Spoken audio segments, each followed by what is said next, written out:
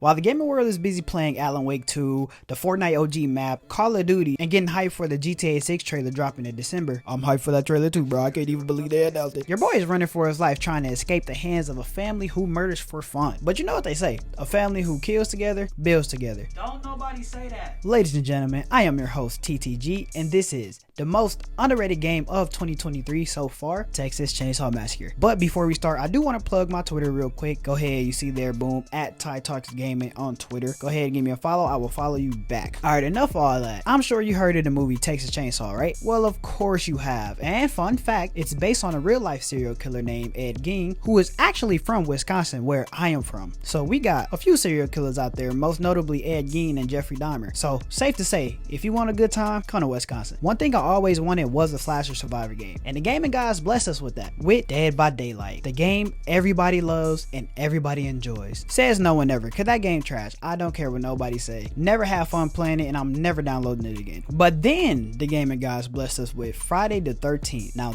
this is a game we definitely needed as far as slasher survivors, and it was genuinely fun and enjoyable. I have moments on this game I won't ever forget about, but they had some licensing issues with the game and pretty much shut it down. So years later, to what felt like out of nowhere, we got Texas Chainsaw Massacre, the game. Now this game came out this year of August 2023, and it takes place in the 70s, like the first movie of Texas Chainsaw, I believe. And it's simple, it's family versus victims. Everybody has different types of abilities, and I'm gonna break them all down to you, so sit back, relax, grab some snacks, and let TTG give you a history lesson. Starting off on the family side, you got Cook, an old man who can hear the noise you make, but he has to stop to be able to hear wherever you are. Hitchhiker, who can place traps and highlight you if you get caught in them. Sissy, who can poison you and the objects that you try to grab, such as a fuse. Johnny, who could track your footsteps. Leatherface, who can, well, do this. And you got the MVP of the family, Grandpa, who can mark players after you feed him blood. Sound kind of crazy, but it works pretty well. You pretty much give him blood, he makes this loud yell, and if one of the victims are moving while he's yelling, he marks them. I'm tired of this, Grandpa. That's too damn bad.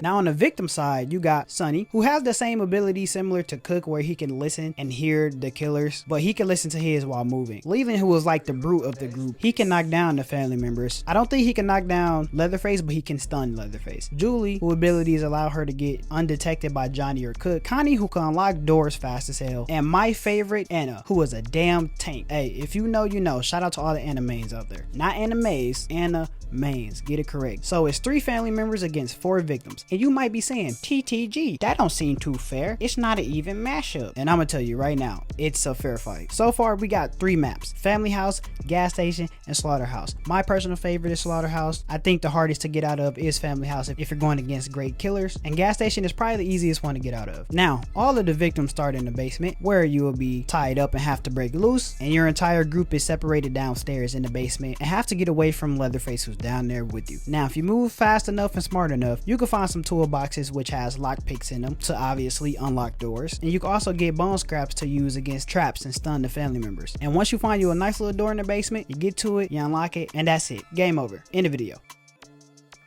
Psych, come on now, you know it's a little more than that. You thought that was it? You thought I was done? You thought I was feeling you? Alright. Now, after you escape the basement, now you have to pretty much get away from all 3 family members. Make it 4 if you count Grandpa. And you're going upstairs and having to find different ways to get up out of there. You could escape from opening the basement exit, cutting off generators, and things of that nature. Also, the more blood that Grandpa gets fed, the higher his level goes. He goes from level 0 to level 5. You don't want him to get to level 5. And they also have skill trees for everyone. And this is probably the most important thing on this game. You can build your entire playstyle with your character. If you want your character to be more faster at picking locks and opening cross spaces and stuff, you can do that. If you want to be able to take more damage after getting hit or getting away from family members, the choice is yours. Wait, hold on, time out real quick. You right there. Yes, you sitting on that lovely couch of yours. Nice shirt. I really like it. What you should do though is press subscribe, because we are on the road to 1,000 subscribers. And if you do that, you will get a free thank you. Love you. I appreciate you.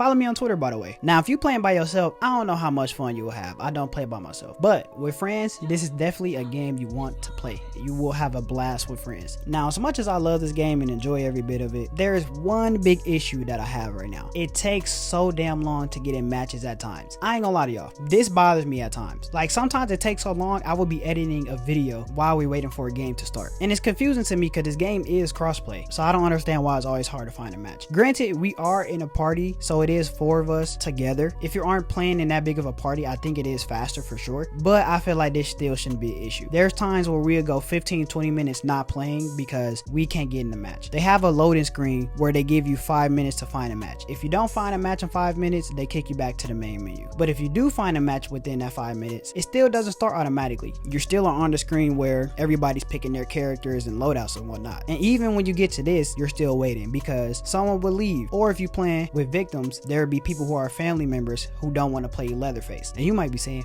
TTG, why nobody want to play Leatherface? And it's pretty much because he doesn't fit in a lot of areas. He's very big and bulky. He's all power. So it's kind of harder to get kills if you don't know how to use him. But nonetheless, there are situations where it just take too damn long, and I hope they fix it. They are also bringing 2 new characters, one for family, one for victims, and a new map. But they didn't give us a release date on that, so who knows. And as far as other issues go, sometimes it's bugs and whatnot, but they get fixed or I don't run into too many. So like I said, that's really my only complaint. Long ass wait times. But rather you waiting 5, 10, even 20 minutes, I feel like it's worth the wait and it's worth playing. But that is for you to decide. If you have played this game, who's your favorite character? Who you like to main? And if you haven't, let me know why not. Thank y'all for the love and support. We are on the road to 1,000 subs, ladies and gentlemen. Make sure you are pressing that sub button. I do appreciate it. I appreciate the love. And follow me on Twitter, man. I love Twitter. It's a toxic place at times, but it's a fun toxic at times. As always, I've been your host, TTG, which is Ty Talks Gaming, if you didn't know, aka thanks to God. Shout out to the Most High for letting me do this. And I will see you all when the sun sets. Peace and love, ladies and gentlemen.